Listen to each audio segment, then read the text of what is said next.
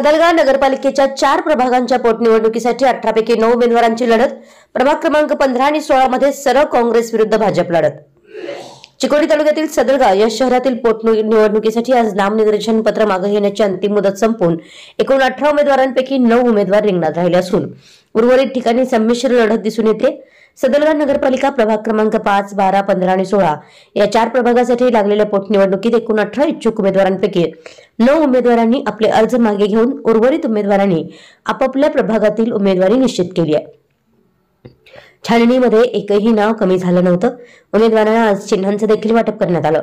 प्रभाग क्रमांक 5 साठी लढणारे उमेदवार अताउल्लाह अबूबकर मुजावर काँग्रेस, मोहसिन इक्बाल संधी अपक्ष, मकानदार हुसैन दस्तगीर अपक्ष। प्रभाग क्रमांक 5 साठी नामनिर्देशन पत्र माघारी घेतलेले उमेदवार अमीर अबूबकर मुजावर अपक्ष, भरत मारुती अनबर अपक्ष, मिरजकर प्रदीप मार्तंड अपक्ष।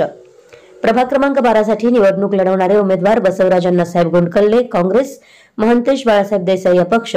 प्रभाग क्रमांक 12 साठी नामनिर्देशन पत्र माघारी घेतलेले उमेदवार पाटील अभिजित दादासाहेब अपक्ष, सुकुमार आदप्पा गिजुनी अपक्ष, महावीर अण्णासाहेब उदगावे अपक्ष।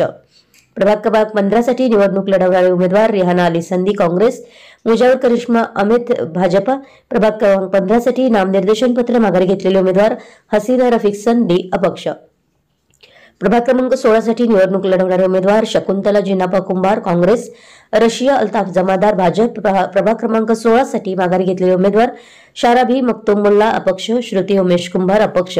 याप्रमाणे उमेदवारांची लढत होणार असून प्रत्यक्ष निवडणूक दिनांक 27 डिसेंबर रोजी आणि 30 डिसेंबर रोजी चिकोडी येथे मतमोजणी व निकाल जाहीर होणार आहे, अशी माहिती मुख्य निवडणूक अधिकारी सुभाष बजंत्री आणि सहाय्यक निवडणूक अधिकारी सुरेश पुजारी यांनी आज प्रसारमाध्यमांना दिली।